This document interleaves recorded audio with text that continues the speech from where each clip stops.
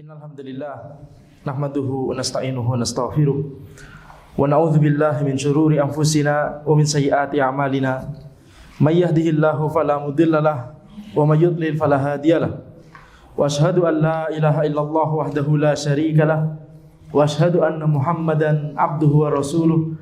Allahumma shalli wa sallim ala sayidina Muhammad wa ala alihi wa sahbihi ajma'in. Amma ba'd.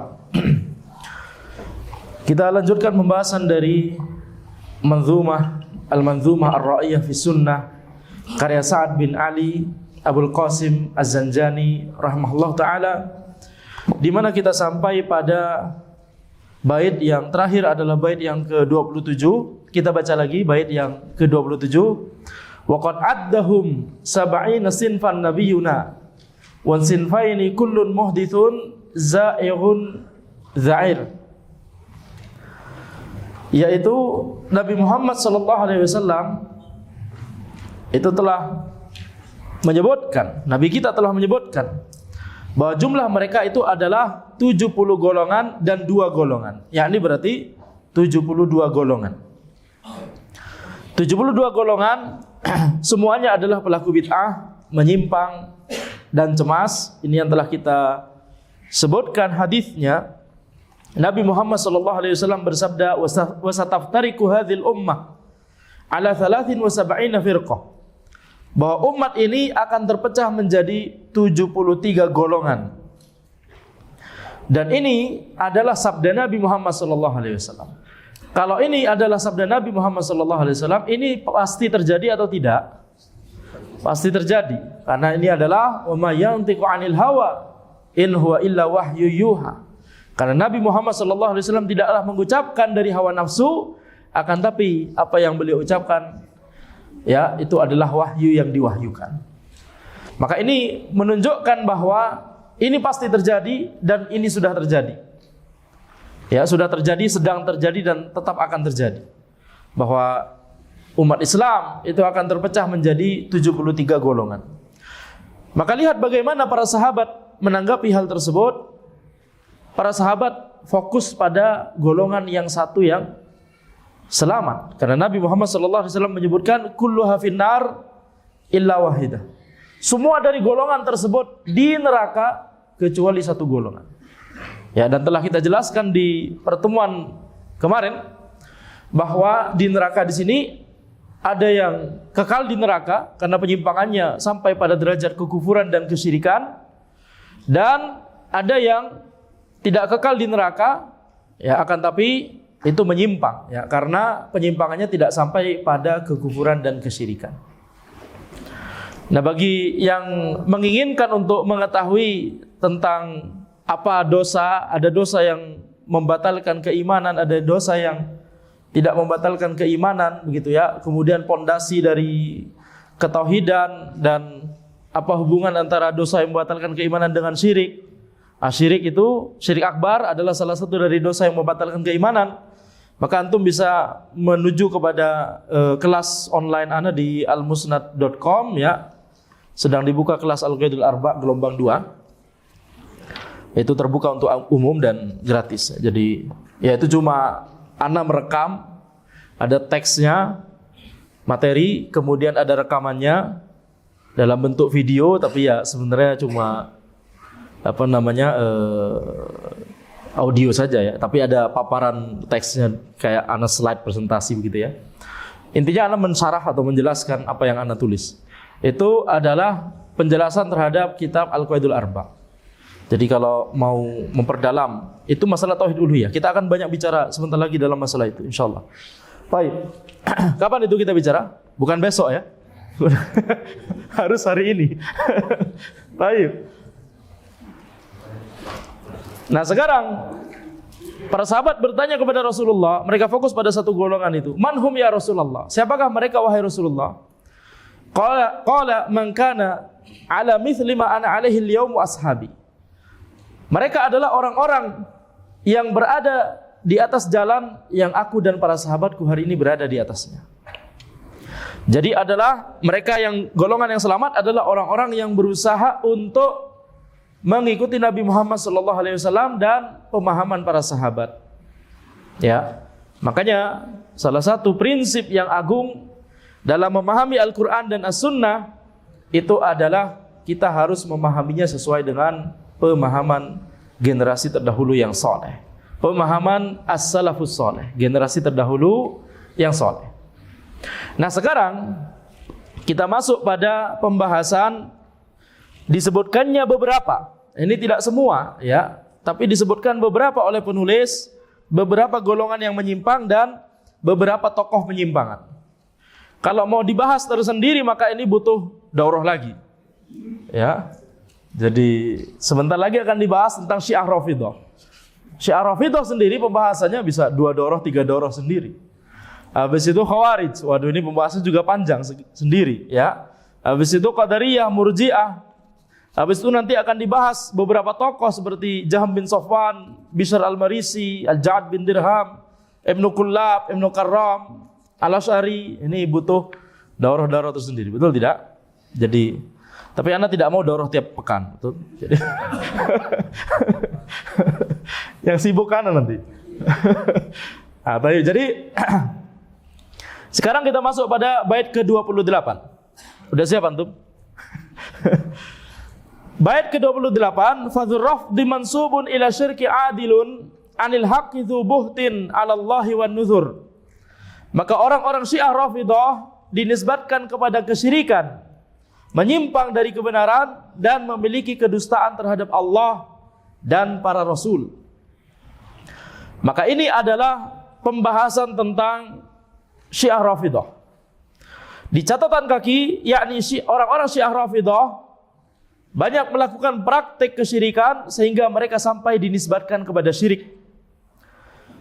Yakni di antara praktek yang penyimpangan yang menonjol dari mereka, dari sekian banyak penyimpangan yang ada pada mereka adalah menyembah kubur. Kalau ada istilah kuburiyun, orang-orang yang menyembah kubur, maka yang memprakarasai pertama kali dan yang mempertahankan itu, membuat langgeng dan kemudian yakni menular ke firqah-firqah lain, itu adalah Syiah. Syiah Rafidhah. Saking identiknya dengan menyembah kubur, akhirnya kemudian para ulama mengatakan mereka itu sampai dinisbatkan kepada syirik, mansubun ila syirki, kata Az-Zanjani di sini. Ya, karena mereka hulu kepada ulamanya, hulu kepada imamnya. Dan ketika sudah meninggal dunia, maka hulu kepada kuburannya, mengharapkan keberkahan dari kuburan mereka. Kemudian bertabarruk mencari keberkahan dari kuburan mereka, mengusap-ngusap kalau ada hajat menuju kepada kuburan. Ya. Jadi ini adalah praktek-praktek kesyirikan yang dilakukan oleh orang-orang Syiah Rafidhah. Yang panen siapa? Juru kuncinya.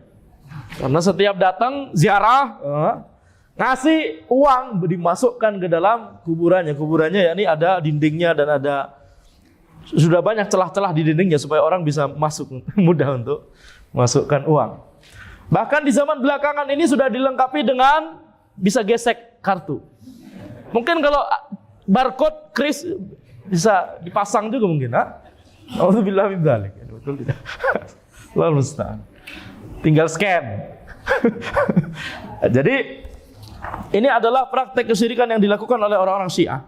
Mereka adalah orang-orang yang menyimpang dan banyak berdusta tentang Allah Subhanahu wa taala dan Rasulullah sallallahu alaihi wasallam. Nah, Syiah Rafidhah itu adalah golongan yang meyakini bahwa Al-Qur'an itu telah diubah, mengkafirkan para sahabat radhiyallahu anhum kecuali sebagian kecil saja dari mereka. Ghulu atau berlebih-lebihan kepada Ali bin Abi Thalib radhiyallahu anhu, meyakini bahwa pemimpin mereka tidak memiliki dosa dan bahwa mereka mengetahui perkara ghaib, pemimpinnya mengetahui, imamnya mereka mengetahui perkara ghaib, mengagungkan dan menyembah kuburan dan akidah menyimpang lain. Ya, ini beberapa akidah yang dimiliki oleh Syiah yang mari kita bahas sedikit lebih terperinci begitu ya. Tentunya kita tidak bisa belajar banyak tentang misalkan sejarah perkembangan dari mana Syiah muncul dan seterusnya. Itu harusnya dibahas nanti di daurah sirah, melanjutkan. Kita daurah sirah sampai kapan terakhir itu ya? Di daurah kita tuh Abu Jahal sudah mati. Udah ya, sudah lewat. Sudah nyampe Abu Bakar, Umar sudah. Utsman belum. Nah, itu masa-masa ya, nanti ada masa-masa Khawarij di situ, dan Ali perselisihan dan seterusnya. Khawarij mulai merajalela dan kemudian muncul Syiah dan seterusnya. Intinya adalah yakni ajaran Syiah itu diprakarsai oleh seorang Yahudi yang bernama Abdullah bin Saba. Abdullah bin Saba dialah yang kemudian menuju, ketika masih khalifahnya Utsman, dia menuju ke Irak, menuju ke Mesir untuk memprovokasi orang-orang, mengatakan bahwa Utsman ini berbuat ini itu dan seterusnya. Akhirnya orang terprovokasi, akhirnya banyak orang menuju ke Madinah ketika musim haji, sehingga tidak dicurigai bahwa mereka berbondong-bondong akan menyerang Madinah, akan menyerang Utsman. Ya, kemudian sampailah mereka di Madinah biar dikira rombongan haji begitu ya. Ketika mereka ke Madinah, kemudian rumah Utsman dikepung dan Utsman tidak mau memberikan perlawanan, padahal para sahabat yang masih hidup mengatakan kami akan bertempur bersamamu. Ya, akan tapi Utsman mengatakan, nah ini kaum muslimin, mereka kaum muslimin juga. Kalau kita bertempur nanti sesama kaum muslimin bertumpahan darah. Akhirnya khalas, Utsman di rumah tetap, mereka akhirnya masuk ke dalam rumah Utsman, kemudian Utsman dibunuh. Ya, jadi itu adalah provokasinya Abdullah bin Saba. Tidak hanya sampai di situ, Abdullah bin Saba kemudian memunculkan ya akidah-akidah yang menyimpang. Mengatakan bahwa Ali adalah Allah dan seterusnya. Ya, itu yang kemudian diperangi oleh Ali, dihukum, dibunuh bahkan orang-orang yang meyakini sampai sehulu itu. Kemudian Abdullah bin Saba ya ajarannya kemudian membekas pada yakni yang kemudian kita sebut sebagai Syiah. Nah, Syiah meyakini bahwa imam mereka itu ada 12, makanya disebut Al-Itsna Al-Asyariyah atau disebut Syiah Imamiyah. Mereka meyakini bahwa imam mereka itu ada 12 dan semuanya itu adalah yakni imam yang maksum. Yang pertama adalah Ali bin Abi Thalib. Ya, tentunya ini adalah sahabat radhiyallahu anhu.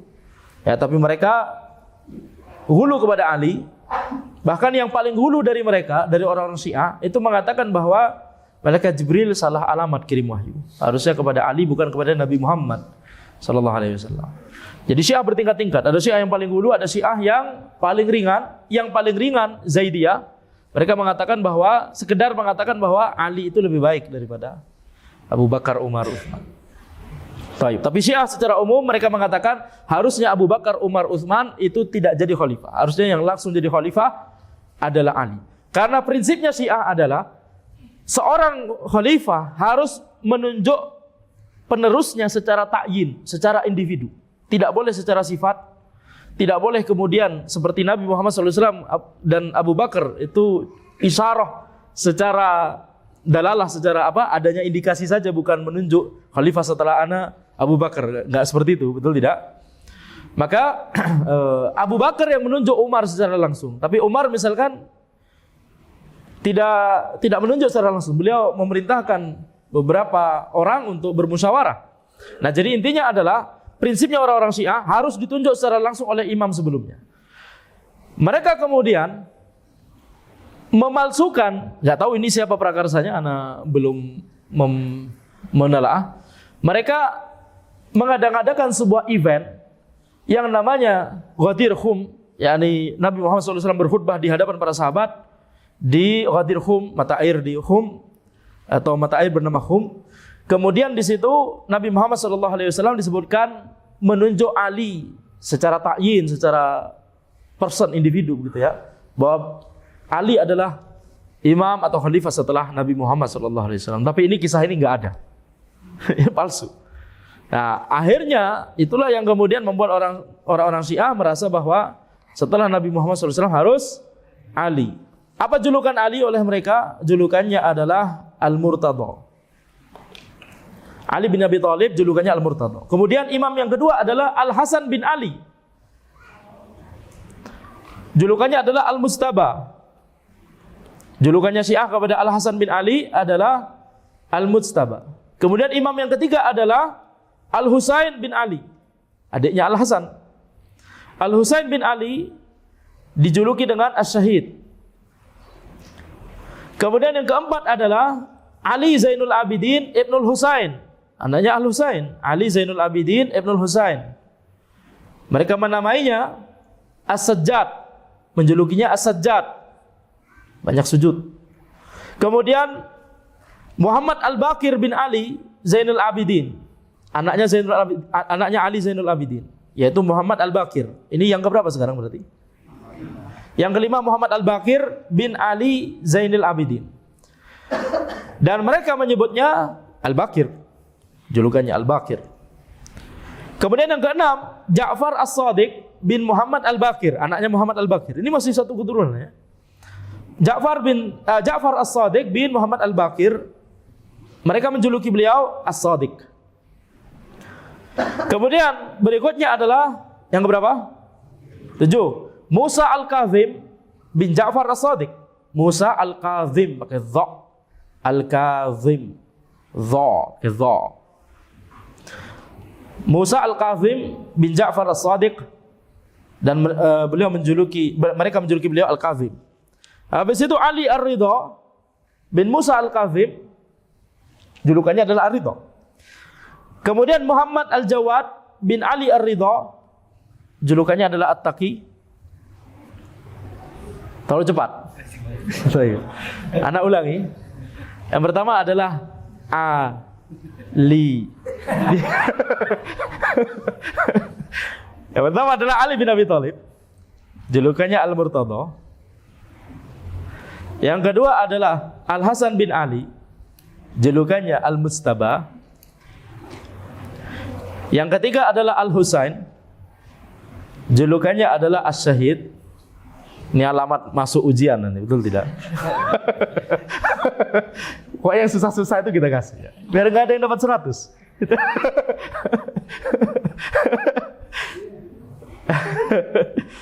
Yang keempat Ali Zainul Abidin Ibnul Husain, julukannya As-Sajjad. Yang kelima Muhammad Al-Baqir bin Ali Zainul Abidin. Muhammad Al-Baqir, julukannya Al-Baqir. Kemudian Ja'far As-Shadiq bin Muhammad Al-Baqir. Antum tulis nama depannya aja, gak usah bin. Binnya itu adalah orang sebelumnya gitu ya. Ini semuanya keturunan semua. Ja'far As-Shadiq, yaitu julukannya As-Shadiq. Kemudian Musa Al-Kazim bin Ja'far As-Shadiq. Musa Al-Kazim, julukannya Al-Kazim. Kemudian Ali Ar-Ridha bin Musa Al-Kazim. Ali Ar-Ridha, julukannya Ar-Ridha. Kemudian yang keberapa sekarang? 9. Muhammad Al-Jawad bin Ali Ar-Ridha, julukannya At-Taqi. Setelah itu yang ke-10 Ali Al-Hadi bin Muhammad Al-Jawad, julukannya adalah An-Naqi. An-Naqi, suci, bersih. An-Naqi, nun, qaf. An-Naqi. Kemudian Al-Hasan Al-Askari bin Ali Al-Hadi, julukannya adalah Az-Zaki, suci, Az-Zaki. Az-Zaki. Ada Zaki di sini? Belum datang atau sudah? Baik. Habis itu yang terakhir Muhammad Al-Mahdi bin Al-Hasan Al-Askari. Muhammad Al-Mahdi, julukannya Al-Hujjah Al-Qaim Al-Muntazar. Oh, sangar sekali itu tidak? Masya Allah. Al-Hujjah Al-Qaim Al-Muntazar.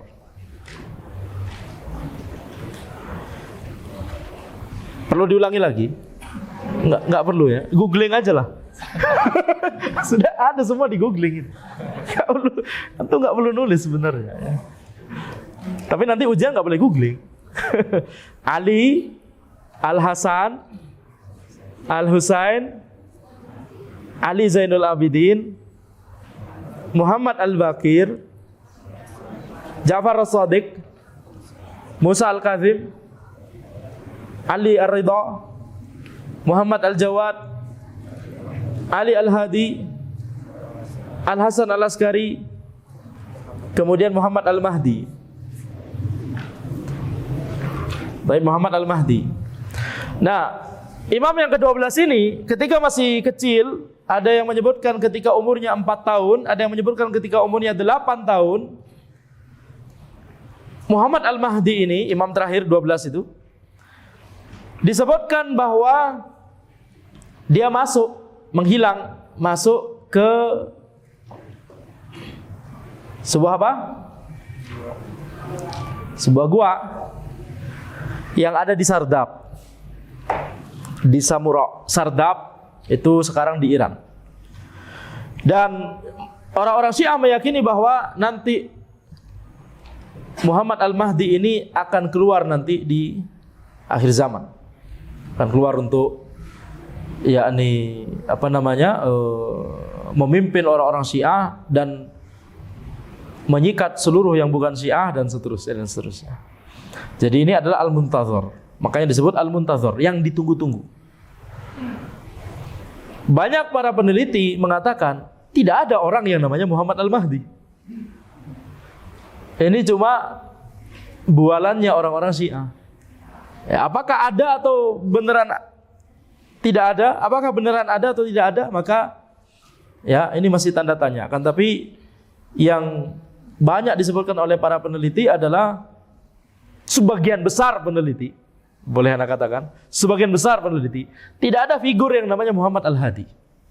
Jadi apa yang mereka tunggu? Yang tunggu Dajjal. Ya. Jadi yang ditunggu adalah Dajjal, dianggap sebagai Al-Masih nanti. Makanya Muhammad Al-Mahdi ini disebut oleh para ulama peneliti disebut Al-Ma'dum. Orang yang enggak ada, Al-Ma'dum. Atau Al-Mauhum. Orang yang mauhum, yakni waham, prasangka mereka saja, enggak ada orangnya sebenarnya. Dan mereka meyakini bahwa imam-imam ini maksum, ya, tidak memiliki dosa, atau yakni kalaupun dosa maka itu tidak mengapa, begitu ya. Jadi akidahnya Syiah adalah mereka sangat sibuk dengan perkara imamah ini, sibuk dengan masalah imamahnya Ali, kemudian sibuk dengan imamahnya setelah Ali yang tadi kita sebutkan, sehingga sampai-sampai mereka disebut sebagai Syiah Imamiyah. Kemudian seperti yang kita sebutkan tadi, wajib bagi setiap imam untuk menunjuk imam setelahnya. Ini klaim mereka aja sebenarnya, betul tidak? Klaim mereka bahwa ini mengklaim khalifah setelahnya adalah yang ini, yang itu, dan seterusnya. Nah, mereka juga punya prinsip, kalau imam sebelumnya tidak menunjuk kepada imam setelahnya secara ta'yin, kan nggak mungkin mereka nggak punya imam tiba-tiba, betul tidak? Maka yang diangkat menjadi imam adalah orang yang memiliki khawariqul adah, orang yang memiliki, kata mereka, mukjizat, bisa melakukan yang aneh-aneh, yang di luar logika manusia. Yang itu pastinya tentunya bukan mukjizat dan bukan karomah, akan tapi itu adalah dari syaitan. Jadi itu kriteria mereka untuk menjadikan seseorang sebagai imam atau pemimpin atau ulil amri. Kemudian mereka meyakini tadi imamnya maksum. Habis itu mereka meyakini bahwa imam-imam tersebut memiliki ilmu laduni dari Rasulullah SAW langsung. Ya, memiliki ilmu laduni.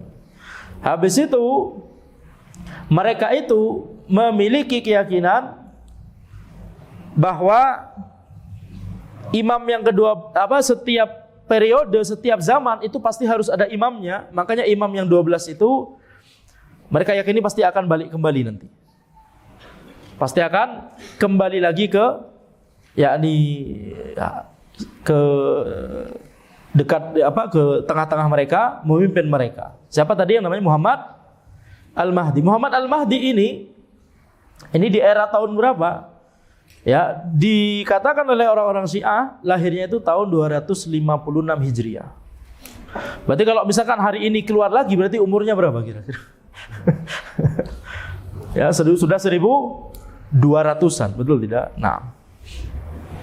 Pengalaman kerjanya itu banyak sekali. CV-nya panjang sekali. Tapi ala kulli hal, sebagian besar ulama peneliti mengatakan enggak ada orangnya. Siapa orangnya?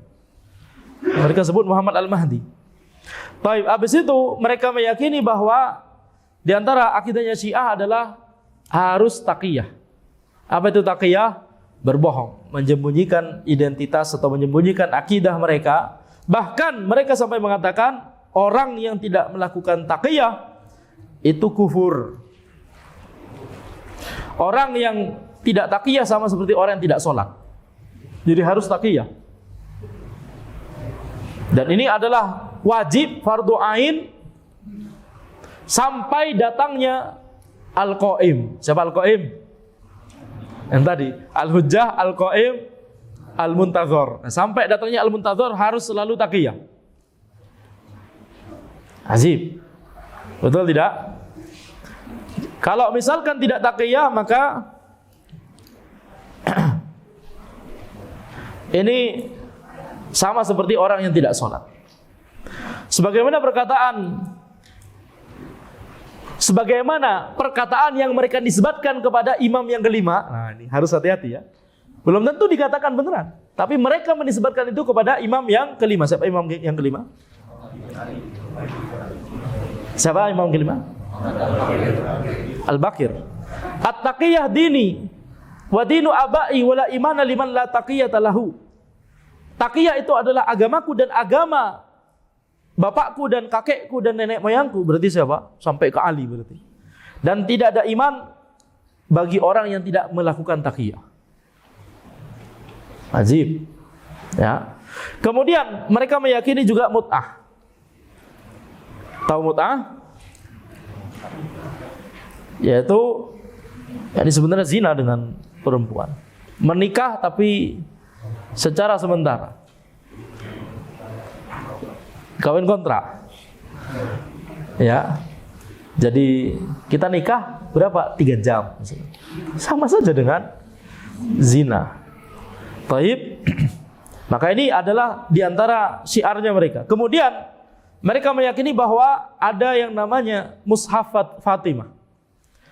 Mereka mengklaim seperti Al-Kulaini misalkan, ulamanya Syiah, dia mengatakan bahwa dia memiliki yang namanya Mushaf Fatimah yang ukurannya 3 kali Al-Quran yang ada sekarang.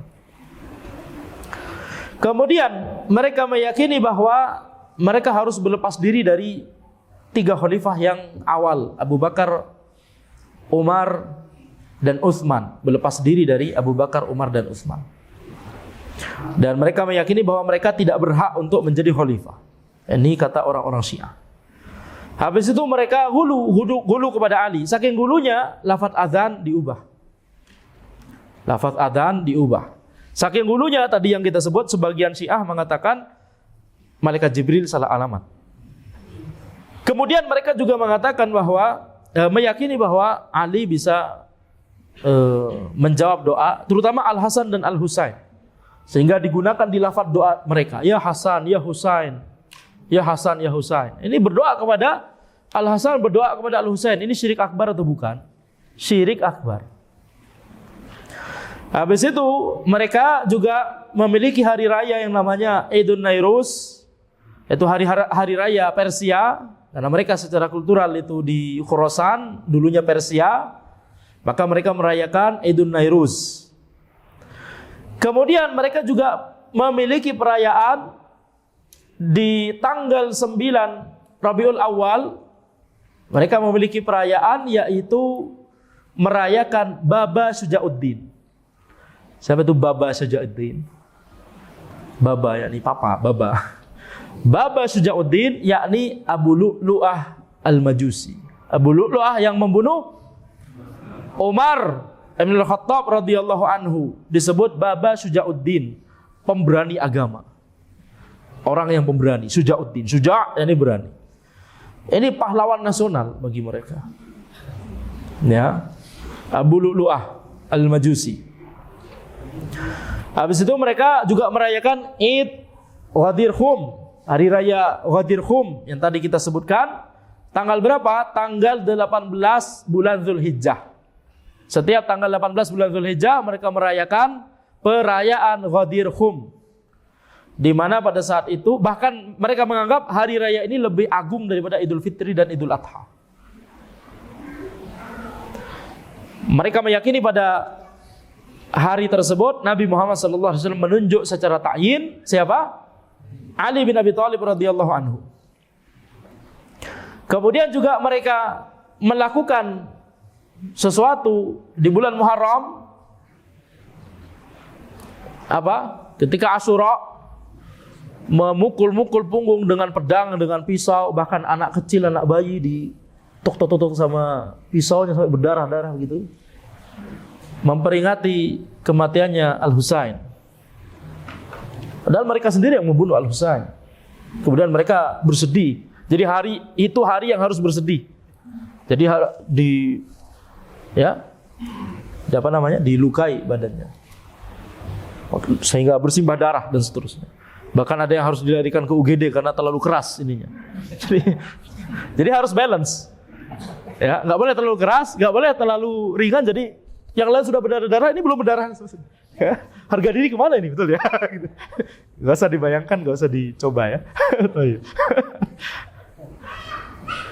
Nah, jadi ini adalah keyakinannya Syiah. Kita kalau misalkan nggak lanjut, ini nggak selesai, betul tidak? Jadi sekarang kita lanjut kepada firqah setelahnya. Yaitu apa? Khawarij. Wa aqdi sahihun fil khawarij annahum kilabun ta'awa fi dhalalin wa fi su'ur. Dan keyakinanku tentang Khawarij adalah keyakinan yang sahih bahwa mereka adalah anjing-anjing yang melolong dalam kesesatan dan dalam neraka. Melolong dalam kesesatan yakni ketika di dunia mengucapkan kalimat-kalimat kesesatan, dan melolong di neraka itu karena sabda Nabi Muhammad SAW bahwa mereka adalah kilabu ahli nar, yaitu anjing-anjing penghuni neraka. Anjing-anjingnya penghuni neraka. Di catatan kaki Nabi Muhammad SAW telah menyebutkan bahwa orang-orang Khawarij adalah anjing-anjing penduduk neraka. Khawarij adalah golongan yang meyakini bahwa pelaku dosa besar itu kafir. Mereka adalah orang pertama yang muncul penyimpangan. Penyimpangan pertama dalam Islam itu adalah Khawarij. Bahkan pionernya, bibitnya sudah ada di zaman Nabi Muhammad SAW, yaitu Dzul Khuwaisirah, yang protes kepada Nabi Muhammad SAW, mengatakan, adillah wahai Muhammad, ketika Nabi Muhammad SAW membagikan ghanimah. Maka Nabi Muhammad SAW bersabda, kalau yang intinya adalah kalau anda tidak bisa adil, maka siapa lagi yang akan bisa adil setelahku. Jadi ini adalah orang Khawarij muncul pertama kali, dan mereka lah yang pertama kali mengkafirkan kaum muslimin ketika kaum muslimin tersebut melakukan dosa besar. Atau ketika mereka mengklaim bahwa seseorang itu melakukan dosa besar. Belum tentu orang tersebut melakukan dosa itu. Belum tentu. Tapi mereka mengklaim orang tersebut melakukan dosa besar. Seperti tadi, Utsman. Mereka mengklaim itu karena ada hasutan. Mereka mengklaim bahwa ini Utsman berbuat dosa besar sehingga udah halal darahnya. Jadi Khawarij itu menghalalkan darah dari pelaku dosa besar, meyakini pelaku dosa besar itu kafir. Mereka meyakini pelaku dosa besar itu di dunia kafir, di akhirat kafir kekal di neraka. Dosa besar, apa maksud dosa besar? Jadi dosa itu ada pembatal keislaman, ada pengurang keimanan. Ada pembatal keimanan, ada pengurang keimanan. Pembatal keimanan, syirik akbar, kufur akbar, nifak akbar. Sedangkan pengurang keimanan, ada syirik asghar, kufur asghar, nifak asghar, wasilah menuju syirik akbar, habis itu dosa-dosa yang lain. Ya, seluruh dosa-dosa yang lain. Nah, bid'ah, kemarin kita bahas bid'ah. Bid'ah itu terbagi dua. Ada bid'ah yang merupakan pembatal keimanan, mukaffirah.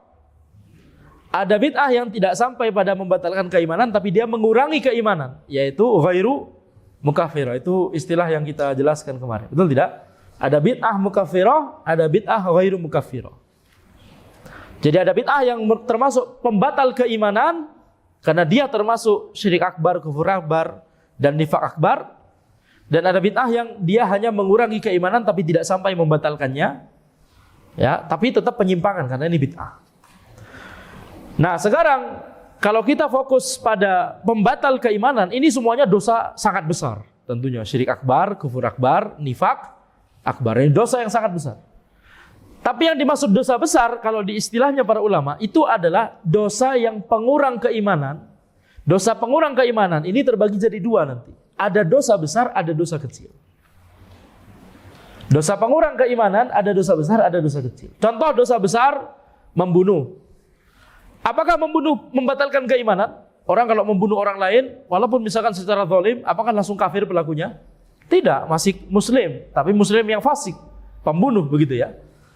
Jadi membunuh itu termasuk dosa yang tidak sampai membatalkan keimanan, tapi mengurangi keimanan, tapi ini dosa besar. Membunuh, zina, mencuri, merampok dan seterusnya. Ini adalah dosa besar. Nah, Khawarij meyakini bahwa pelaku dosa besar itu kafir. Padahal Ahlussunnah meyakini pelaku dosa besar tidak kafir, masih muslim. Pelaku dosa besar itu masih muslim.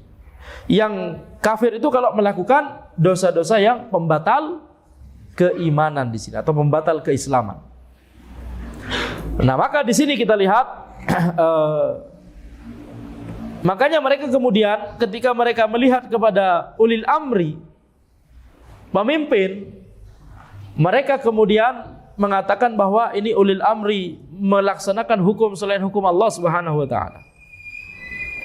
Maka langsung dicap kafir.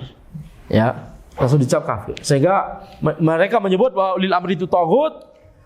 Kemudian halal diperangi, itu bukan ulil amri kita, dan seterusnya dan seterusnya. Maka ini adalah akidahnya Khawarij yang kemudian nanti, ya, Khawarij itu nanti bermacam-macam, apalagi Khawarij di zaman modern sekarang. Ada yang bisa mengambil aksi sehingga jadi teroris gitu ya.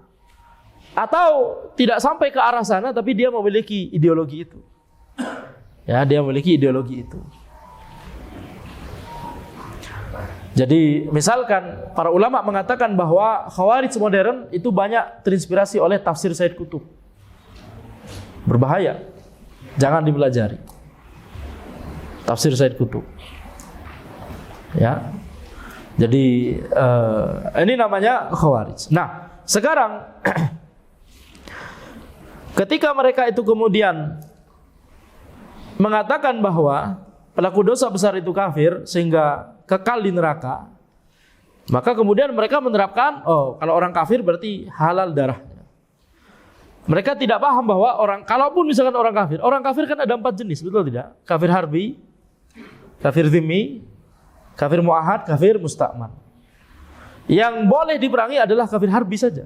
3 jenis kafir yang lain tidak boleh kita perangi. Ada orang kafir jadi wisatawan ke Indonesia misalkan, lagi makan-makan itu misalkan di pinggir jalan, habis itu boleh nggak kita tiba-tiba datang sebelahnya, habis itu cup? Nggak boleh. Dosa besar ini, berbahaya, ya. Jadi ini kan pekerjaannya teroris, tidak boleh. Mereka mengklaim itu jihad, padahal jihad itu adalah ibadah. Dan yang namanya ibadah ada syarat yang harus dipenuhi, ada syarat sah ibadah. Seperti sholat ada syarat sahnya. Sebelum sholat harus kita wudhu terlebih dahulu, betul? Kalau dia langsung sholat tanpa wudhu, gimana sholatnya? Tidak sah. Di antara syarat sah sholat adalah sholat di waktunya, sholat 5 waktu di waktunya. Kalau ini belum zuhur, nanti zuhurnya masih jam 12, ini belum zuhur, tapi kemudian ada orang mengatakan, Ustaz, nanti zuhur anak sibuk, anak rapel sekarang sholat, zuhur asar nanti. Tidak bisa, tidak sah, betul? Tidak peduli seberapa khusyuk antum, seberapa niat baik antum, seberapa bagus sholat antum. Rakaat pertama surah Al-Baqarah, rakaat kedua surah Ali Imran, ya misalkan, bagus sekali, ya, maka sholatnya tidak sah.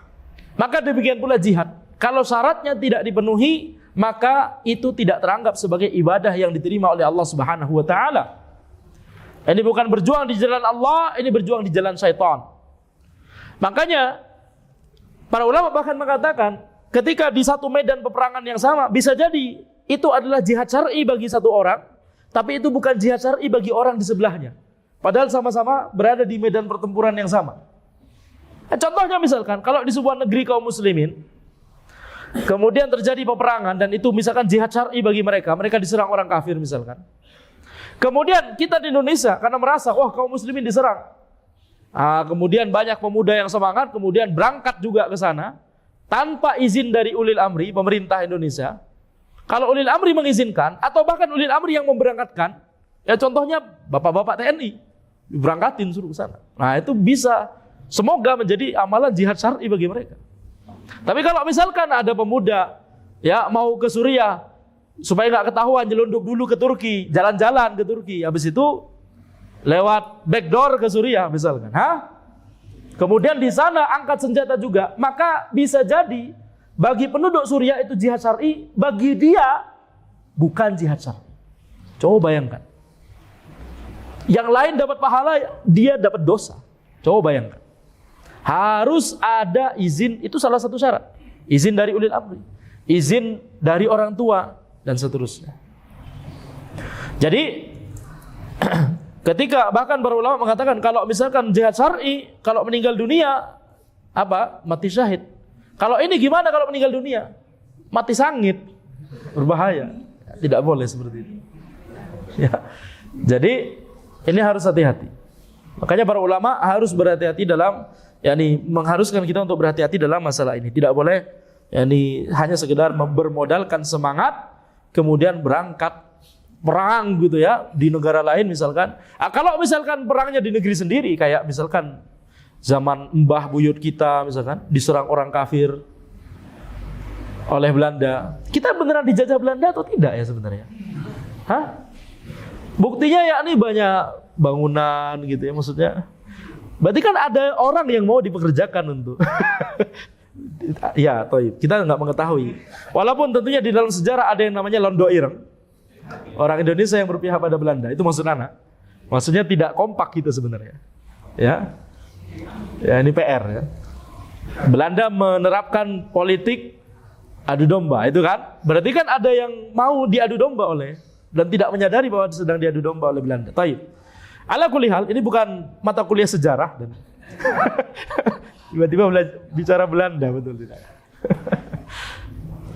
Sekarang maksud ana adalah semoga yang terjadi pada buyut kita dulu, nenek moyang kita yang berjuang, kalau mereka meniatkan untuk jihad syar'i, semoga mereka mendapatkan pahala jihad syar'i atau keutamaan mati syahid. Itu contoh, salah satu contoh. Contoh yang lain adalah kalau pemerintah kita menyuruh kita berangkat. Besok subuh semuanya siap, kita berangkat. Berangkat kemana? Udah pokoknya siap dulu.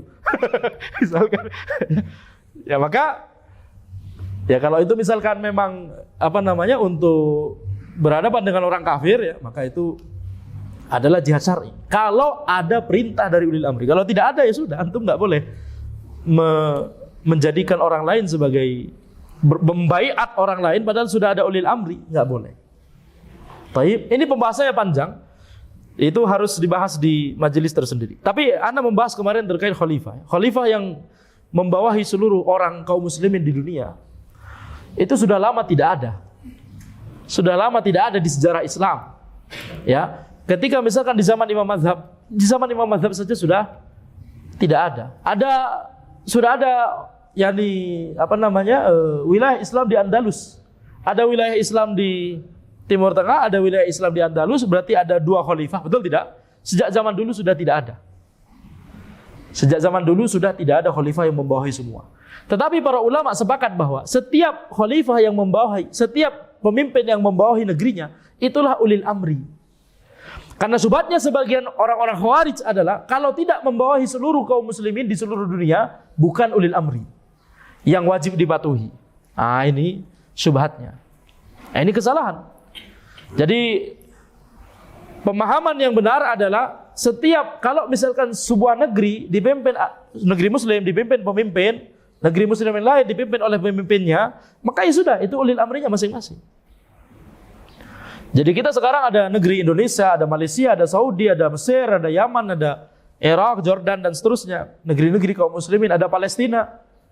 Nah, masing-masing ada ulil amrinya. Ya, pemimpinnya adalah ulil amri masing-masing. Dan antara negeri, ta'awun, bisa saling tolong-menolong dalam kebaikan. Taib, ini akidah. Jadi jangan sampai berpikiran bahwa ulil amri itu kalau tidak seluruhnya, maka itu bukan ulil amri. Pemimpin itu kalau tidak mencakup seluruh wilayahnya, mencakup seluruh kaum muslimin di seluruh dunia, maka ini bukan ulil amri. Ini keyakinannya Syiah. Ini keyakinannya Al-Khomeini. Khomeini mengatakan bahwa Imam Mahdi nanti itu dakwahnya lebih utama, lebih berhasil daripada dakwahnya Nabi Muhammad SAW. Ajib. Kenapa dia mengatakan demikian? Karena Imam Mahdi membawahi seluruh kaum muslimin di seluruh dunia. Sedangkan Nabi Muhammad SAW kekuasaannya cuma Jazirah Arab. Lancang tidak kira-kira? Lancang. Kita meyakini, Ahlussunnah meyakini bahwa dakwah yang paling berhasil adalah dakwahnya para nabi dan rasul. Walaupun ada nabi dan rasul yang orang yang mengikuti cuma 2, cuma 1, bahkan tidak ada yang mengikuti seorang nabi tersebut misalkan. Ada dalilnya. Tapi keberhasilan dakwah tidak dilihat dari jumlah orang yang menerima dakwah tersebut. Ini yang harus diingat-ingat oleh setiap calon dai. Keberhasilan dakwah tidak ditentukan oleh berapa banyak orang yang menyambut dakwah antum, berapa banyak orang yang hadir di majelis antum. Tidak ditentukan oleh itu. Keberhasilan dakwah di sisi Allah itu dilihat dari keikhlasan dia. Apakah dakwahnya dibangun di atas ilmu? Kalau zaman sekarang yang dipentingkan adalah followers, jumlah, ya, entah itu jumlah orang yang hadir atau jumlah likes, jumlah share, jumlah engagement dan seterusnya. Ya, sehingga muncul banyak sekali orang yang nggak bisa baca kitab, tapi kemudian menampakkan diri seperti seolah orang yang berilmu. Ya, padahal yang dibahas itu selalu terjemahan. Udah gitu banyak salah-salah. Berbahaya.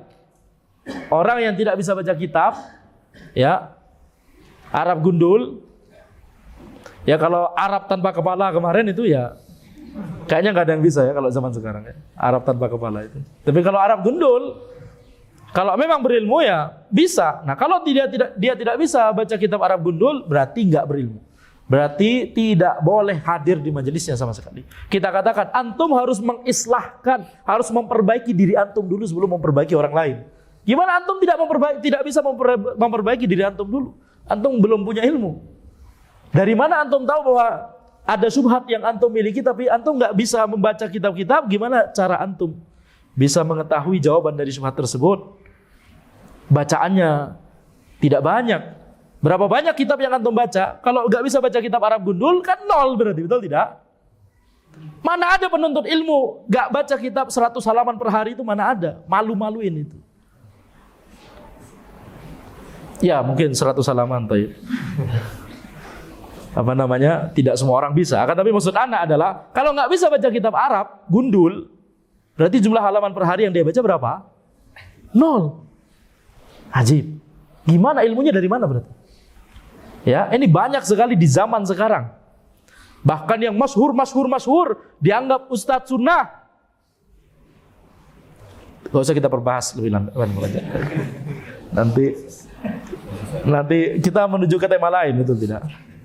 Tapi ini pembahasan penting, karena tidak masalah, Anda tidak takut untuk membahasnya. Antum kalau ustadz dia anggap sebagai ustadz sunnah, maka harus antum tidak boleh ngajar lagi, karena antum belum baca kitab. Gak boleh ngajar, halas, diam, belajar dulu. Kalau sudah baru berilmu, baru silahkan tampil lagi. Kalau belum, maka gimana? Dianggap ustadz sunnah, malu-maluin, ya, malu-maluin. Taib. Jadi maksud ana adalah, ini kalau kita ke arah sana nanti pembahasan kita jadi beda lagi, betul tidak? Kita fokus pada topik kita sekarang. Sampai mana tadi? Khawarij, betul? Mereka itu keluar dari ketaatan kepada ulil amri dan memberontak kepada mereka dan keluar dari jamaah kaum muslimin. Ya, jadi kita lanjutkan yang tadi. Misalkan kata para ulama, jadi yang namanya ulil amri itu harus ada ahlul halli wal aqd. Ahlul halli wal aqd adalah orang-orang yang berpengaruh di suatu negeri, yang kalau mereka itu sepakat pemimpin kita di negeri ini fulan misalkan, maka seluruh rakyat akan sepakat. Itu namanya ahlul halli wal aqd. Al-hal itu melepas ikatan, al-aqd itu mengikat ikatan. Jadi orang yang melepas dan mengikat ikatan, yakni orang-orang yang punya pengaruh di suatu negeri, yang kalau mereka sepakat pemimpin kita adalah fulan, wah satu rakyat sudah sepakat semua. Jadi saking berpengaruhnya mereka. Bisa jadi ulama, oh Masya Allah, kalau ulama orang yang berpengaruh di negeri tersebut, Masya Allah. Bisa jadi ulama, bisa jadi orang kaya, bisa jadi bisnisman, bisa jadi politikus. Nah, contohnya misalkan kalau di Indonesia, ketika Bung Karno dan Bung Hatta dan sekumpulan orang di jalan Santriano sudah hafal bahwa Anda pasti lupa nama jalannya. Jalan apa? Pegangsaan Timur. Sudah Anda berulang berkali-kali, betul tidak? Di jalan Pegangsaan Timur itu, mereka sepakat pada suatu hari, ayo kita proklamasikan kemerdekaan Indonesia besok. Ketika mereka memproklamasikan kemerdekaan Indonesia, apakah seluruh rakyat setuju? Pada saat itu setuju, betul tidak? Nah, itu orang-orang yang berpengaruh di rumah itu namanya ahlul halli wal aqd. Mereka semua sepakat, oh Bung Karno presiden, Bung Hatta wakil presiden, suatu rakyat setuju. Ah, itu mereka itu ahlul halli wal aqd. Betul? Ini namanya ahlul halli wal aqd. Kalau enggak ada ahlul halli wal aqd, maka kekuasaannya tidak teranggap, tidak sah, berarti belum teranggap.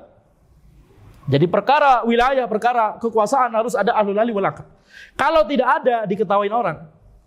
Contohnya ketika ada orang yang mengklaim di Irak bahwa ana khalifah dari seluruh dari antum, yakni Abu Bakar al-Baghdadi, ISIS, misalkan, antum ketawa atau tidak?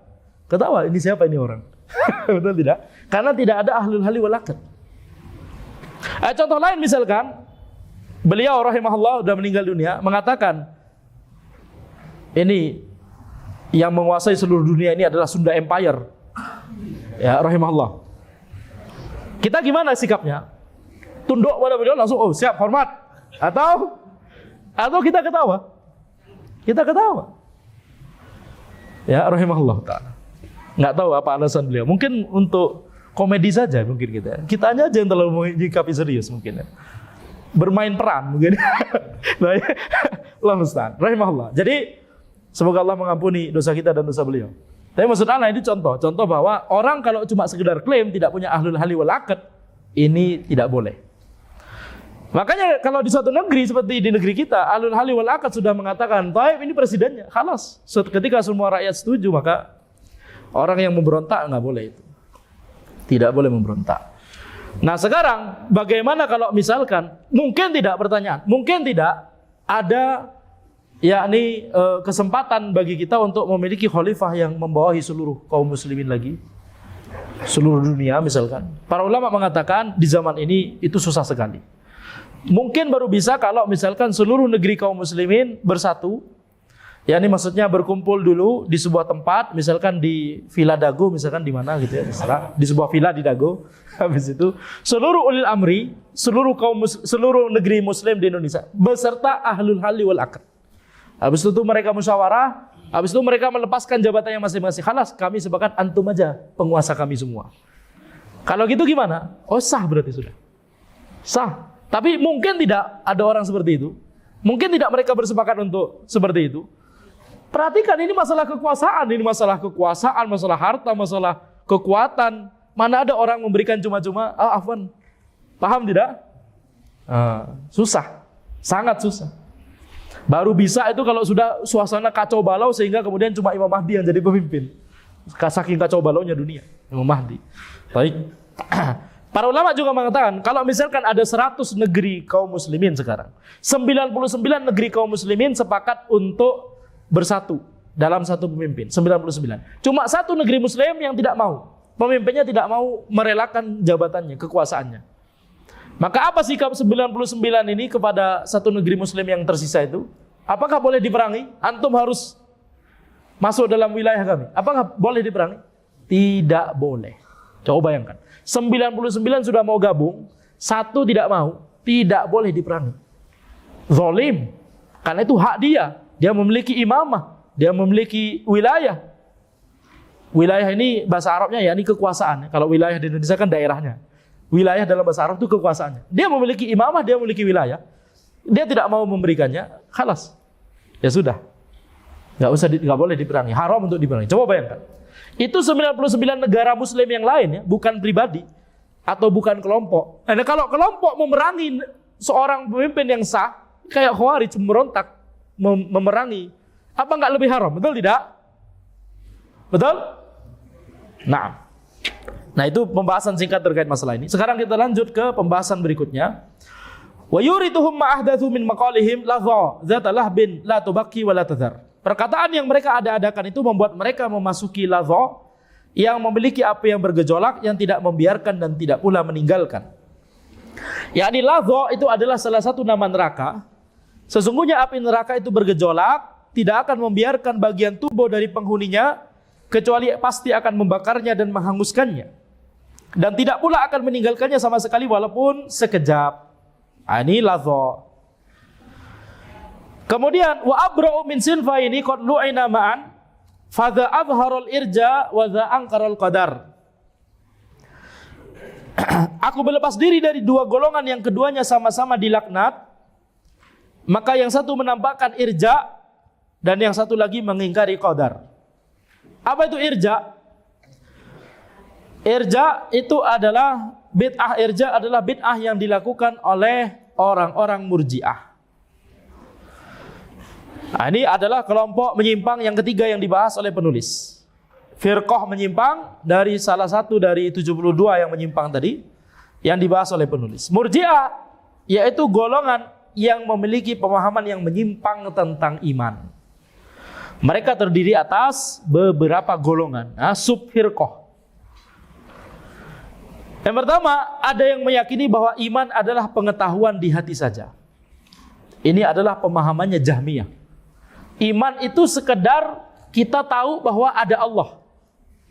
Sekedar ada orang tahu bahwa ada Allah, Allah itu ada, dia sudah mukmin. Walaupun dia meyakini kesyirikan, kekufuran, melakukan praktek kesyirikan, praktek kekufuran, mengucapkan kalimat kesyirikan, kalimat kekufuran, sekedar hatinya tahu bahwa Allah itu ada, dia mukmin. Coba bayangkan, kira-kira gimana? Orang akan bebas berbuat sesuka hati atau tidak nanti? Ya, dia zina, dia apa, syirik, kufur dan seterusnya, melakukan bid'ah apa dan seterusnya. Tidak peduli, tetap dia adalah mukmin dengan mukmin yang sempurna. Kenapa? Dia tahu bahwa Allah itu ada. Pemahaman menyimpang atau tidak ini? Menyimpang sekali. Kemudian ada yang meyakini bahwa iman adalah pembenaran dengan hati saja, tasdik, pembenaran dengan hati saja. Ini adalah pendapatnya Asy'ariyah. Asy'ariyah, walaupun ada sebagian ulama yang mengatakan Asy'ariyah dan Jahmiyah ini satu bab sebenarnya, sama aja. Sama aja. Sedikit lah bedanya. Intinya adalah cuma sekedar meyakini di hati. Tasdik. Kalau yang Jahmiyah sekedar ma'rifah, kalau ini tasdik. Kemudian yang ketiga, ada yang berpendapat bahwa iman itu adalah perkataan dengan lisan saja. Ini pendapatnya Karramiyah. Karramiyah. Nanti Ibnu Karram nanti dibahas oleh penulis. Karramiyah meyakini iman itu adalah dengan lisan saja. Maka orang kemudian mengatakan, "Taib, berarti orang munafik mukmin dong." Kan mereka mengucapkan kalimat syahadat, tapi sebenarnya mereka tidak mengimani kalimat syahadat tersebut. Mereka menyembunyikan kekufuran di dalam hati mereka. Nah, kalau pakai konsekuensi dari akidah ini, akidah Karramiyah mengatakan iman itu adalah perkataan dengan lisan saja, maka orang munafik itu masuk dalam lingkup orang-orang mukmin, dan ini batil. Dibantah banyak di Al-Qur'an dan di hadis. Kemudian ada yang meyakini bahwa iman adalah keyakinan dengan hati dan perkataan dengan lisan saja. Keyakinan dengan hati dan perkataan dengan lisan ini adalah pendapatnya Bishr al-Marisi dan Murji'atul Fuqaha. Baik, sekarang jadi seluruh dari golongan-golongan Murji'ah tersebut sepakat bahwa amalan anggota tubuh tidak termasuk dalam iman. Amalan anggota tubuh tidak termasuk dalam keimanan. Nah, ini berarti apa? Berarti kalau seseorang itu melakukan kemaksiatan, dia tetap diyakini sebagai mukmin dengan iman yang sempurna. Sehingga ini akan membuat orang-orang tidak peduli dengan keharaman, meremehkan keharaman, meremehkan kemaksiatan, meremehkan dosa besar, karena meyakini orang yang melakukan dosa besar dengan anggota tubuhnya tidak berdampak sama sekali kepada keimanannya. Makanya di antara perkataan yang adalah salah satu konsekuensi dari pemahaman ini, walaupun bisa jadi orang tersebut ya tidak sadar bahwa dia memiliki pemahaman Murji'ah atau tidak sepenuhnya memiliki seluruh akidah Murji'ah, tapi ada satu kalimat yang itu adalah isyarat bahwa antum harus hati-hati, takutnya ini nanti berujung kepada pemahaman Murji'ah. Karena ini pemahaman Murji'ah, kalimat tersebut adalah konsekuensi dari pemahaman Murji'ah. Yaitu apa? Ketika ada akhwat yang dinasihati untuk pakai jilbab, maka mengatakan yang penting hatinya dijilbabin. Yang penting hatinya dijilbabin. Ya, ini tidak masalah anda nggak pakai jilbab. Yang penting adab anda baik. Nggak masalah melakukan kemaksiatan tidak menutup aurat. Yang penting adab anda baik. Ini kan berarti dia tidak masalah melakukan kemaksiatan tertentu. Betul tidak? Ini pemahaman irja, bahaya. Nggak boleh dilestarikan. Ala kulli hal, gimana cara jilbabin hati? Anda selalu membayangkan itu dioperasi dulu, habis itu masukin, ditanya dulu, dokternya nanya mau pakai cadar atau hatinya, dimasukkan hati dalam hatinya gitu. Letterlock sekali, betul tidak? Dijilbabin hatinya, gimana jilbabin hati? Baik, jadi berarti kalau ada orang yang kalimatnya atau lisannya tajam, gimana nasihat kita kepada dia? Antum jilbabin lidah antum dulu. Gimana? Jilbabin hati, jilbabin lisan. Ya, baik. Sekarang itu irja. Sekarang masuk kepada qadariyah, yaitu orang yang mengingkari qadar. Mereka mengatakan bahwa perbuatan hamba, perbuatan seseorang itu diciptakan oleh orang itu sendiri, bukan diciptakan oleh Allah. Makanya para ulama mengatakan qadariyah itu adalah majusinya umat ini. Kenapa? Karena majusi meyakini bahwa Tuhannya itu ada dua. Tuhan cahaya dan Tuhan kegelapan. Nah, karena kemudian qadariyah meyakini bahwa ada yang menciptakan selain Allah, yaitu setiap kita, setiap manusia, dia menciptakan perbuatannya sendiri. Maka kemudian dikatakan qadariyah ini adalah majusinya umat ini. Karena menisbatkan ada pencipta selain Allah Subhanahu wa taala. Siapa itu? Kita semua. Ajib. Padahal yang benar akidahnya Ahlussunnah adalah apa akidahnya Ahlussunnah? Yaitu perbuatan hamba itu diciptakan oleh Allah Subhanahu wa taala. Perbuatan hamba itu makhluk. Al-Imam Al-Bukhari rahimahullah menulis kitab Khalqu Af'alil Ibad. Penciptaan perbuatan hamba. Yani perbuatan hamba itu diciptakan oleh Allah Subhanahu wa taala. Tapi seseorang bisa memilih, dia mau tidur sekarang, dia mau kajian sekarang, dia mau makan sekarang, dia bisa memilih apa yang mau dia lakukan. Dia diberikan pilihan oleh Allah Subhanahu wa taala. Tetapi ya, ketika dia memilih suatu perbuatan, misalkan tidur, nah perbuatan tidurnya ini adalah makhluk Allah Subhanahu wa taala juga. Baik. Jadi intinya adalah tidak ada pencipta selain Allah Subhanahu wa taala. Nah, qadariyah itu mereka tidak mau disebut qadariyah. Qadariyah tidak mau disebut qadariyah karena mereka mengatakan yang pantas disebut qadariyah adalah orang yang menetapkan qadar. Orang yang menetapkan qadar, yakni Ahlussunnah, itulah yang qadariyah. Kalau kita bukan qadariyah karena kita menafikan qadar. Itu kata mereka. Sampai salah satu pionir mereka membuat kitab namanya Ar-Raddu 'alal Qadariyah, bantahan kepada qadariyah. Yani bantahan kepada Ahlussunnah. Jadi saling lempar-lemparan. Kami nyebut antum qadariyah. Oh, enggak, antum yang anda sebut qadariyah gitu kan. Tapi ala kulli hal para ulama Ahlussunnah dari zaman ke zaman menyebut merekalah yang disebut sebagai qadariyah. Nah, qadariyah ini ada qadariyah yang hulu, ada qadariyah yang tidak sehulu itu. Jadi bertingkat-tingkat. Ada qadariyah yang hulu, ada yang tidak hulu. Qadariyah yang hulu itu sampai berkata bahwa Allah Subhanahu wa taala tidak mengetahui apa yang akan diperbuat seseorang sampai seseorang tersebut melakukannya. Jadi misalkan 5 menit lagi, apa yang akan kita lakukan, Allah tidak tahu. Coba bayangkan. Ini berarti mengatakan bahwa Allah adalah zat yang tidak maha tahu. Mengingkari nama Allah Al-Alim, mengingkari kesempurnaan ilmu Allah Subhanahu wa taala. Ini berbahaya, kekufuran. Ya, berbahaya. Jadi ini adalah firqah yang namanya Qadariyah. Nah, Qadariyah yang tidak hulu, mereka tetap meyakini bahwa Allah mengetahui seluruhnya, apa yang akan terjadi, apa yang dilakukan oleh seorang hamba, tapi Allah tidak bisa, yakni atau seseorang tersebut bisa berbuat sesuatu dengan kehendaknya sendiri walaupun tidak diizinkan oleh Allah. Bahkan mereka mengatakan kehendaknya makhluk bisa mengalahkan kehendaknya Allah. Makhluk berkehendak, Allah berkehendak. Kalau berbeda, maka makhluk yang menang. Masyiahnya Allah, kehendaknya Allah bisa dikalahkan oleh masyiahnya makhluk, kehendaknya makhluk. Jadi ada sesuatu yang bisa dilakukan oleh makhluk yang itu tidak dikehendaki oleh Allah. Berarti ada sesuatu yang terjadi di dunia padahal tidak ada iradah kauniyah di situ. Antum masih ingat iradah kauniyah? Iradah syariah? Masih ingat? Ini keluar insyaallah, ya. Syekh Taufik mengatakan ini tema susah.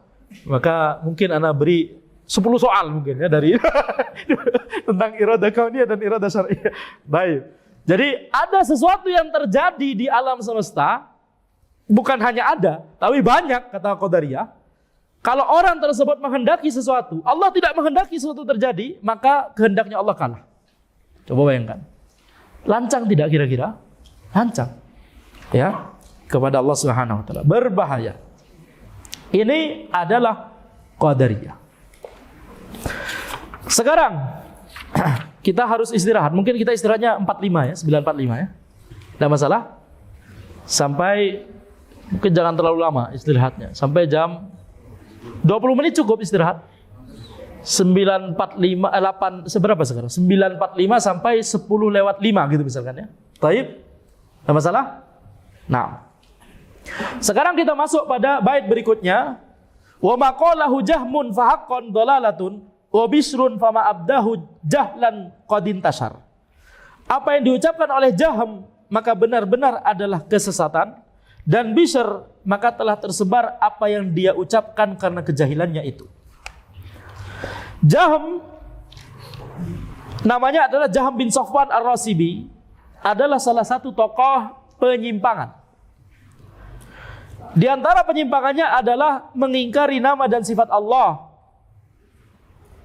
meyakini bahwa iman adalah pengetahuan di hati saja. Itu yang tadi kita sebutkan, Murji'ah meyakini bahwa iman itu adalah pengetahuan di hati saja. Itu adalah pemahamannya Jahm bin Safwan. Kemudian Jahm bin Safwan meyakini bahwa Allah itu memaksa para hambanya untuk melakukan perbuatan yang mereka lakukan. Yakni Jahm bin Safwan ini pioner akidah Jabriyah.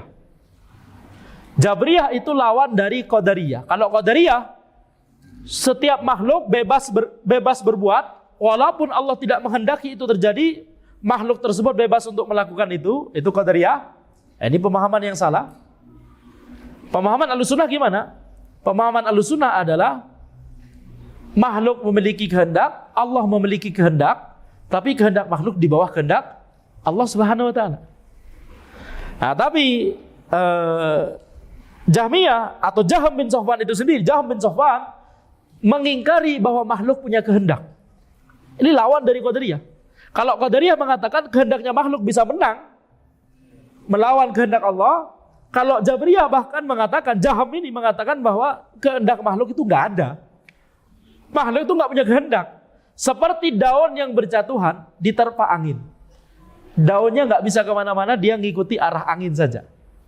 Nah, sehingga ketika seseorang itu melakukan kemaksiatan, maka dia meyakini bahwa Anda dipaksa oleh Allah. Ini bukan kehendak Anda melakukan kemaksiatan ini. Orang minum khamr misalkan, aduh, Anda minum khamr, ya. Anda dipaksa oleh Allah Subhanahu wa taala. Ajib, ini kezaliman atau tidak? Kezaliman, karena itu berarti akan sama saja mengatakan ada orang yang dipaksa oleh Allah diceburkan ke neraka. Dan ada orang yang Allah paksa ke surga. Nggak adil. Kezaliman. Zalim adalah lawan dari adil. Sedangkan pemahaman yang benar adalah setiap orang melakukan sesuai dengan apa yang dia pilih. Dia punya kehendak. Kalau bahasa filsafatnya, dia punya free will. Ya, tapi jangan baca-baca buku filsafat. Tapi berbahaya. Dia punya kehendak, tapi kehendak makhluk di bawah kehendak Allah. Dia bisa menginginkan sesuatu, tapi kalau misalkan Allah tidak mengizinkan itu terjadi, itu tidak akan terjadi. Ini akidah Ahlussunnah, dan inilah akidah yang ada di fitrah kita. Kita kalau walaupun nggak belajar semacam-macam ini, itulah yang kita yakini, itulah akidahnya orang awam, betul tidak? Kita bisa berusaha, tapi kalau Allah nggak berkehendak, ya sudah, betul? Nah, ini akidah yang sesuai dengan fitrah manusia. Nah, jadi ini Jahmiyah, Jahm bin Safwan. Kalau Jahmiyah itu nama akidahnya dan nama orang yang mengikutinya. Kalau Jahm bin Safwan, nama pionirnya. Jahm bin Safwan itulah yang mempioniri akidah Jabriyah. Termasuk memaksa ahli maksiat untuk melakukan kemaksiatannya dan memaksa orang kafir untuk melakukan kekufurannya. Yang meyakini bahwa Allah memaksa mereka untuk melakukan kemaksiatan. Allah memaksa mereka untuk melakukan kekufuran. Lalu untuk apa Al-Quran diturunkan dan Rasul diutus? Kalau ujung-ujungnya makhluk itu tidak bisa memilih. Kalau ujung-ujungnya makhluk itu dikontrol, ya, istilahnya dikontrol, dipaksa oleh Allah Subhanahu wa taala untuk melakukan apa yang dia lakukan. Betul? Apa gunanya Al-Quran diturunkan dan apa gunanya Rasul diutus? Kemudian Jahm itu juga meyakini bahwa surga dan neraka itu tidak kekal, dan bahwa surga dan neraka saat ini belum diciptakan. Akidah Ahlussunnah, surga dan neraka saat ini sudah ada, disiapkan untuk manusia, dan Allah membuat surga dan neraka itu kekal. Adapun Jahm bin Safwan, dia meyakini surga dan neraka itu tidak kekal. Nah, sekarang dalam masalah kalam Allah juga, dalam masalah kalam Allah, Jahm bin Safwan ini meyakini bahwa kalam Allah itu adalah makhluk yang berada di luar zat Allah. Jadi makhluk. Jadi Allah Subhanahu wa taala menciptakan huruf, menciptakan aswat, suara, menciptakan lafaz, menciptakan makna. Nah, itulah yang kemudian disebut Al-Qur'an. Jadi Al-Qur'an itu adalah makhluk. Jadi yang memprakarsai itu adalah Al-Jahm bin Safwan. Jahm bin Safwan sebenarnya bukan orang pertama. Ya, tapi dia yang mempopulerkan, yang membuat viral. Sehingga nanti kemudian diambil mentah-mentah oleh Mu'tazilah. Mu'tazilah meyakini Al-Quran adalah makhluk. Itu yang kita bahas kemarin. Tapi kalau dirunut, dari mana Mu'tazilah mendapatkan akidah itu? Dari Jahm bin Safwan. Dari mana, kalau ditanya, dari mana Jahm bin Safwan memiliki keyakinan bahwa Al-Quran adalah makhluk? Dari Al-Ja'ad bin Dirham. Dari mana Al-Ja'ad bin Dirham? Nanti dibahas. Al-Ja'ad bin Dirham adalah tokoh penyimpangan satu lagi. Nanti lagi dibahas. Dari mana Al-Ja'ad bin Dirham itu mendapatkan akidah ini? Dari Aban bin Sam'an. Dari mana Aban bin Sam'an mendapatkan akidah tersebut bahwa Al-Quran adalah makhluk? Dari Talut. Dan Talut ini adalah keponakannya Lubaid ibn al-A'sam. Dia mendapatkan akidah ini dari pamannya berarti, Lubaid ibn al-A'sam. Siapakah Lubaid ibn al-A'sam? Orang Yahudi yang pernah menyihir Nabi Muhammad SAW. Orang Yahudi ini mengatakan di dalam agamanya Taurat adalah makhluk. Kemudian ditransfer kepada kaum muslimin, diadaptasi, Al-Quran adalah makhluk. Bahkan para ulama mengatakan tidak ada kebid'ahan, penyimpangan yang ada di dalam Islam kecuali sumbernya ada dari 3. Yahudi, Nasara, sama Majusi. Pasti nanti bisa dirunut ke salah satu dari yang 3. Ya. Jadi ulangi lagi sanad kesesatan tadi. Haddatsani Jahm bin Safwan, haddatsani Al-Ja'ad bin Dirham, haddatsani Aban bin Sam'an, haddatsani Talut, haddatsani Khali, pamanku, Lubaid bin al-A'sam al-Yahudi. Kalau antum punya sanad itu, tobat. Ya, itu sanad kesesatan. Kalau ada sanad namanya silsilatul zahab, rangkaian emas. Di dalam Islam ada. Nanti kalau kita bahas ilmu hadis, antum mau daurah ilmu hadis nanti. Nah, ada yang namanya silsilatul dhalalah, rangkaian kesesatan, yaitu ini. Jahm bin Safwan an Al-Ja'ad bin Dirham an Aban bin Sam'an, an Talut, an Lubaid ibn al-Aqsam al-Yahudi. As-sahir, yang menyihir Nabi Muhammad SAW. Kemudian Jaham bin Safwan meyakini bahwa Allah tidak boleh disifati dengan sifat. Gak punya sifat, gak punya nama. Karena kalau misalkan kita mengatakan Allah berfirman, yatakallam, berkata, berfirman kan berkata, berucap. Sedangkan makhluk berkata juga, berucap, kita bisa berbicara. Maka nanti itu sama saja menyamakan Allah dengan makhluk. Kata Jaham bin Safwan. Akhirnya apa? Menafikan seluruh nama dan sifat Allah. Allah bukan Ar-Rahman, Allah bukan Ar-Rahim, Allah bukan Al-Malik, Allah bukan Al-Alim, bukan Al-Hakim. Allah tidak maha mendengar, tidak memiliki sifat maha melihat, tidak memiliki sifat maha mengetahui, tidak memiliki sifat. Seluruhnya diingkari. Berbahaya, kekufuran, zindik. Jaham pernah tidak sholat selama 40 hari lebih. Kok tahu antum Ustaz? Antum tetangganya. Jadi dari para ulama. Ya. Kemudian dia mengatakan, ana fi muhlatin nazar hatta yasihli thubutu man a'buduhu. Aku sedang berpikir sampai aku gak akan sholat sampai yakin tentang Tuhan yang aku ibadahi itu. Kayak gimana dia? Anjir, bingung, orang bingung. Orang bingung. Dan dia mikir, kalau kita menetapkan Allah punya sifat ini nanti begini, kalau ini begini nanti begitu. Akhirnya bingung, akhirnya udah diingkari semua. Ya, akhirnya diingkari semua. Orangnya bingung. Jadi tidak mau sholat sampai. Akhirnya tentang Jaham ini dilaporkan kepada penguasa Irak, yaitu Salam bin Ahwaz. Lalu Salam ini mengumpulkan para ulama, mengundang Jaham. Jaham disidang, ditanya tentang akidahnya. Jaham mengakui sebagian yang disampaikan tersebut. Kemudian para ulama pada saat itu menyimpulkan ini orang mulhid, ya, zindik, murtad, ya, dengan akidahnya tersebut, berbahaya. Akhirnya apa? Salam memerintahkan untuk Jaham ini dipotong tangannya, dipotong kakinya, habis itu disalib. Ya mungkin disalib itu maksudnya diikat di tiang gitu ya, kemudian mungkin dibunuh mungkin maksudnya. Sehingga itu tidak ada lagi orang yang mengatakan pendapatnya Jaham sampai nanti datang Abul Hasan Al-Asy'ari di periode kedua dari kehidupan beliau.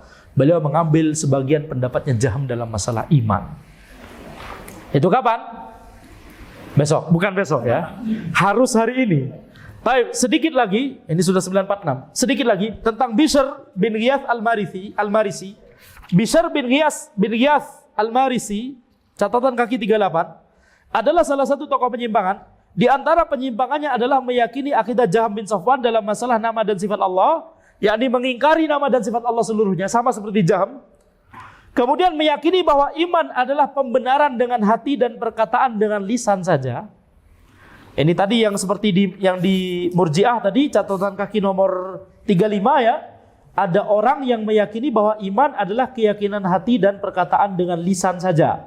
Nah, itu salah satunya adalah Bishr Al-Marisi. Bishr Al-Marisi. Padahal akidahnya Ahlussunnah, iman itu adalah keyakinan di hati, perkataan di lisan, dan amalan anggota tubuh, semuanya adalah iman. Kalau cuma dua, nah ini enggak benar, menyimpang. Kemudian Bishr meyakini bahwa Al-Quran adalah makhluk, sama persis seperti Jaham, dan akidah menyimpang lainnya, ya enggak muat kalau dibahas semua. Jadi dia itu mengadopsi akidahnya Jaham dalam masalah Al-Quran adalah makhluk, dalam masalah sifat, yakni mengingkari seluruh nama dan sifat Allah. Kemudian, tetapi bedanya Bishr dengan Jaham, bedanya adalah Bishr tidak meyakini akidah Jabriyah. Tidak sama seperti Jaham bin Safwan. Bishr tidak meyakini akidah Jabriyah. Apa itu akidah Jabriyah? Tadi kita sebutkan bahwa orang itu dipaksa oleh Allah Subhanahu wa taala untuk melakukan perbuatan. Dia tidak punya kehendak, dia tidak punya kontrol terhadap dirinya sendiri. Anda mengucapkan kalimat yang Anda ucapkan ini karena dipaksa oleh Allah. Ini adalah akidah Jabriyah, adalah kesalahan, penyimpangan. Baik, hadza wallahu a'lam, subhanakallahumma wa bihamdika asyhadu an la ilaha illa anta astaghfiruka wa atubu ilaik. Assalamualaikum warahmatullahi wabarakatuh.